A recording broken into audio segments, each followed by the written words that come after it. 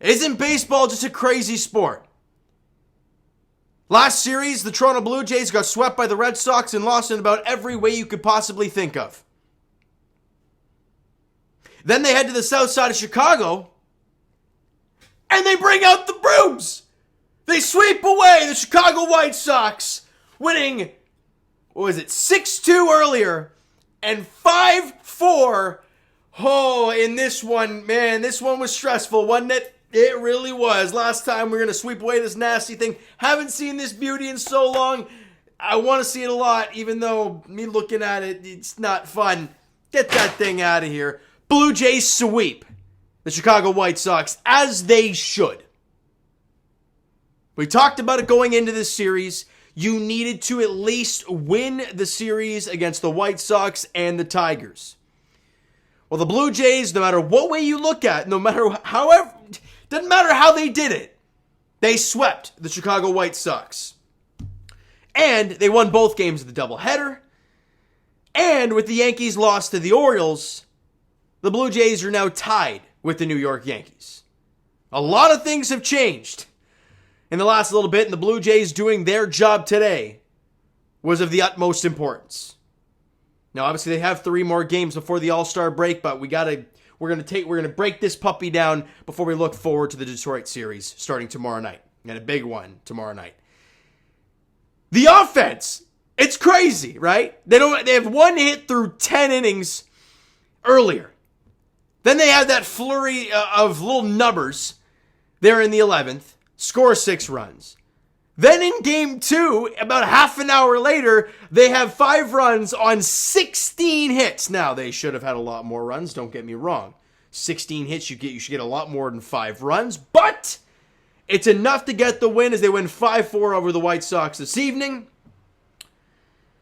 And some interesting bullpen moves. It seemed like Eric Swanson was down. Obviously, you used Jordan Romano earlier and Jimmy Garcia earlier. You didn't want to have to use Garcia earlier, but with Thomas Hatch not being able to do much of anything, you needed to use him there. And Tim Meza, Jay Jackson, and Nate Pearson got it done. Nate Pearson, man, that 9th inning, I was just grabbing my pants every single AB.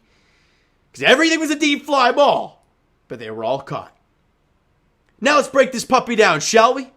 Lots of offense to talk about, and the Blue Jays got it started early. I noticed that the Blue Jays at-bats against the starting pitcher was outstanding.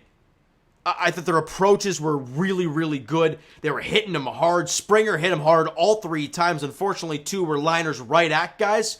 And I was just very impressed. I was impressed with Springer and Whit Merrifield. 2-hit Whit turned into 2 ding-dong Whit today. Top of the 2nd inning, absolutely demolishes one to left field to give the Jays a 1-0 lead. The solo bomb is 3rd of the year. But with Yusei Kikuchi on the other side, do you feel confident with one-run game? Not really, right? Tim Anderson hits an RBI single in the bottom half of the 3rd inning. Eloy Jimenez hits a 2-run shot, and just like that, you're down 3-1. And Jays fans, let's be honest. When they hit that shot 3-1, how confident were you the Jays were going to come back? The inability for this team to score much offense, you didn't feel very great. However, top of the 4th inning, Matt Chapman, it's a solo shot, big time. Then in the top half of the 5th inning, they string some hits together. Springer gets a hit. Bo, I think, it was it was the bloop single? I can't remember I can't remember the single that he had. But then Vladdy rips one up the middle, off the mound, so it goes over the second baseman for a base hit. In comes George Springer, and the Jays have tied the game at 3. But in the next half inning, Tim Anderson grounds into the double play, but in comes Sebi Zavala, and they regain the lead. It's now 4-3, and you're like, God, Kikuchi, for the love of God, man. It's just, honestly, it got to a point, guys, I'm going to be blatantly honest. I could not watch him pitch. And it's gotten to a point where watching him pitch is quite painful.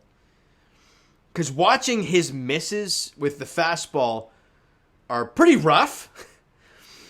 Because he misses wild. It's like not even competitive. And his misses today with the slider, when you're throwing the slider to righties, you want that thing down and in. Right? So they can't get the barrel of the ball. They're either swinging over the top of it or there's breaking their bat. No hard contact. But he was missing middle in, and it's on the plate. which got crushed. And so they regained the lead there in the bottom half of the 5th. But in the top half of the 6th inning, Whit Merrifield at the dish, and you're looking for him to get on base, right? You're looking for him to get on base, see what you can do against former Cleveland Indian at the time, Brian Shaw. He was in that series the Blue Jays played in the ALCS back in 2016. This dude has been around a long-ass time. And the Jays down 4-3. It's an 0-2 count to Whit Merrifield. Problem is, Brian Shaw kind of hung something. Around the entire league is another. Did he get another one? Merrifield launches it to deep left, and he got him again. He's an all-star. A 2-home run night. Never mind 2-hit Whit. It's 2-homer Whit here tonight. Second homer of the day for Whit Merrifield, and the Blue Jays have tied the game at 4. Massive hit for Whit Merrifield, and the Blue Jays have tied the game at 4. All right, great stuff, right? Let's keep this thing rolling. Maybe you can just keep going. Top of the 7th inning. Bo Bichette gets on base, right? Great stuff. I think he's on first with 1 out, I believe. Then Vladdy drills one to the right center field gap. It goes all the way to the wall, and it kind of dies on the wall as well, which allows Bo to come around to score. But Vladdy gets thrown out at second base. And there were a few instances today where Matt Chapman tagging up on a shallow fly ball, not very smart. We think there was nobody out as well, not very smart. And then the Jays had 3 hits after that. So, can't get thrown out at third. First out cannot, I guess technically it would have been second out. But it cannot be at third base. And then Vladdy there, he's at second base already. Bo is already safe at the plate. Piper down, but he gets thrown out at second base, and any sort of thought you had of scoring another run in that inning, it's gone. And that's where the problems occur, right? The Jays had 16 hits. They didn't look. I think Espinal came up with guys at first and third and 2 out twice, didn't get it done. Jays had first and second, nobody out when Brian Shaw initially came into the game, didn't get anything out of it. So those opportunities were big, but it's the base running blunders that don't even give you the opportunity. And those guys were already in scoring position with less than 2 out. They were just gambling for an extra 90 feet, and Vladdy and Matty Chapman got hosed down, and it was it. So those were the problems from the game, but you took the lead there in the top of the 7th inning, and the bullpen shut that thing down the rest of the way. We'll talk about them in a second. Real quick, offensively, Bo Bichette, big night, 4 for 5, albeit one was a blooper, and the other one was a little nubber that just got past the pitcher. But it didn't matter. 4 for 5 with a run scored for Bo Bichette. Vladdy had a 2-hit game. He was 2 for 5 with a couple of ribs. Matt Chapman, 2 for 4 with an RBI and a run scored, obviously, on his home run. Whit Merrifield had a couple hits, both for home runs. 2 runs scored, 2 RBIs on, obviously, both bombs. And Jansen and Biggio both went 2 for 4 in the game, so great job. 16 hits for the Blue Jays, only 5 strikeouts. Didn't walk any time, but they were there swinging the bats today. And this evening, let's put it that way. It's just crazy, right? 17 strikeouts in game 1, 8 hits. And most of those were in that 1 inning. Today, this game, you only struck out 5 times and had 16 hits.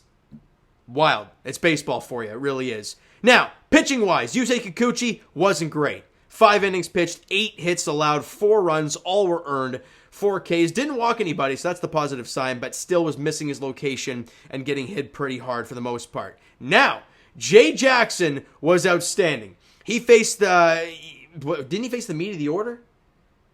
Or something like that. But he went an inning and a third, no base runners. He picks up the win in the game.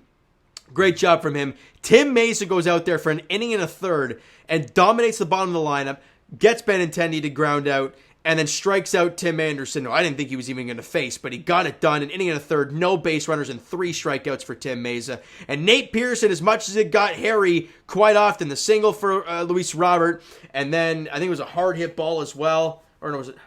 Yeah, there's a hard hit ball to Biggio at second, but he made the play, and then 3 deep flyouts to end the ball game. But he picks up the save, an inning and a third, 1 hit allowed, no other base runners, and you get the dub. Now, quickly, let's preview the Tigers series. You got Manoah tomorrow.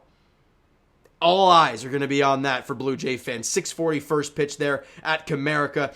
And Alex Fado, he'll be on the mound. Not a clue what's going on there with him.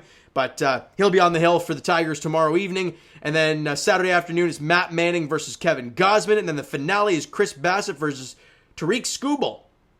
He's only thrown 4 innings this year. So We'll see how that one goes. That's the finale before the All-Star break, all right? So you know what, guys? That's going to do it for this one. If you enjoyed the video and the series sweep, the season series sweep of the Chicago White Sox, hit that like button. I do appreciate it. Hit that subscribe button. You guys not already. Comment down below your thoughts on the video, thoughts on the game. Would you like, would you not like from today's game? For the Toronto Blue Jays, Twitter, Discord, Instagram, TikTok, all that stuff is down below. So follow up there if you guys have not done so already.